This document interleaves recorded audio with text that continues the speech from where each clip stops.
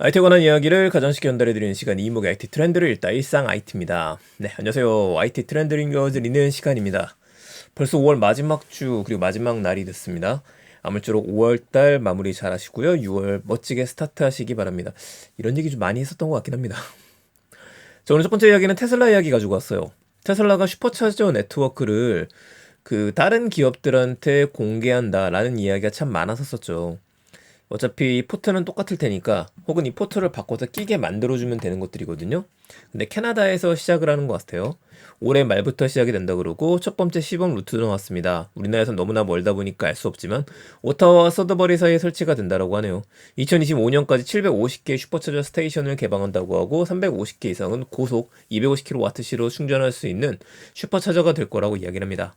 캐나다 정부가 이런 쪽을 진행을 하다 보니까 함께 손을 잡고서 우리도 하겠습니다 라고 외친 게 아닌가 싶기는 해요. 자, 그렇다면 우리나라도 좀 문제가 될 수는 있겠죠. 우리나라에서도 가능하면 좋겠다는 생각이 들고 무엇보다도 테슬라의 슈퍼차저가 고속도로에 생기는 걸 보고 싶긴 합니다. 그런데 이게 또 테슬라 상징이 슈퍼차저인데 다른 차가 와서 충전하는 걸 보면 좀 묘할 것 같기도 합니다. 그리고 슈퍼차저 같은 경우에는 좀 가격이 비싼 편이거든요. 저렴하진 않아요. 이래서 이거에 대한 것들도 지원이 어떻게 될지 궁금하기는 한데 어쨌든 지금 고속도로 EPC라든지 이런 쪽에서도 테슬라가 충전할 수 있는 날을 기다려 봐야 될 것 같습니다. 자, 오늘 간단한 소식이에요. 자, 두 번째 가죠.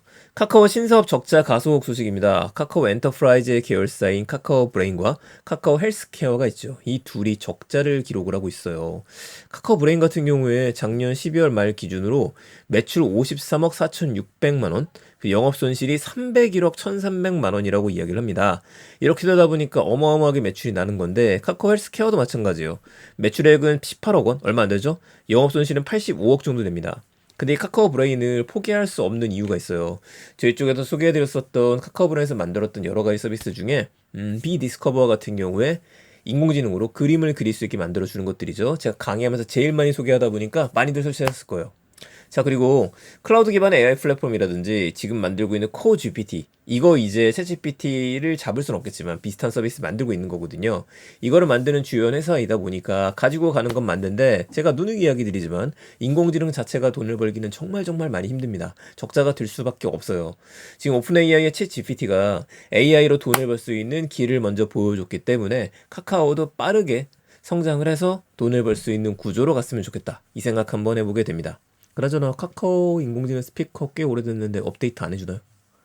자, 카카오 헬스케어 같은 경우는요, 디지털 헬스케어 분야의 계열사라고 이야기를 하는데, 사실 이 회사도 오래됐어요. 카카오 헬스케어 같은 경우에는 지금도 기억이 나는 게 몇몇곳하고 함께 병원들도 같이 해가지고, 그게 아마 국가정보 프로젝트 지금 들어가 있는 것들이 있습니다. 이게 좀 잘 마무리돼야 할 텐데, 어떻게 될지 모르겠네요. 어쨌든 두 개가 지금 적자를 기록하고 있지만 포기할 수 없는 사업이기 때문에 카카오 본사 입장에서는 이거를 계속해서 지켜볼 수밖에 없을 것 같고요. 카카오가 지금 알뜰폰 사업에 뛰어든다는 얘기도 있죠. 살짝 뛰어들긴 했었었는데 다시 좀 뛰어드는 것 같아요. 이런 걸 보게 되면 먹거리 전쟁은 앞으로도 계속된다. 이렇게 정리하겠습니다. 자, 오늘 마지막 이야기 신세계 이야기 가지고 왔어요. 그러고 보니까 오늘은 두 개가 국내고 하나가 해외군요. 신세계 백화점에서 신백페이라는 걸 출시할 예정이래요. 야, 이름 참 신백페이. 예, 그래요. 신세백화점 요즘 강의 안 나가니까요. 신세백화점. 자, 신백페이. 신기하고 좀, 신박하다. 이렇게 이름을 짓고 싶었던 게 아닌가 싶기는 한데, 신세계페이가 차라리 낫지 않았을까? 라는 생각도 한번 해보게 됩니다. 그룹 통합 멤버십 출시를 하기 위해서 백화점 자체 멤버십 서비스를 내놓는다고 이야기를 하네요.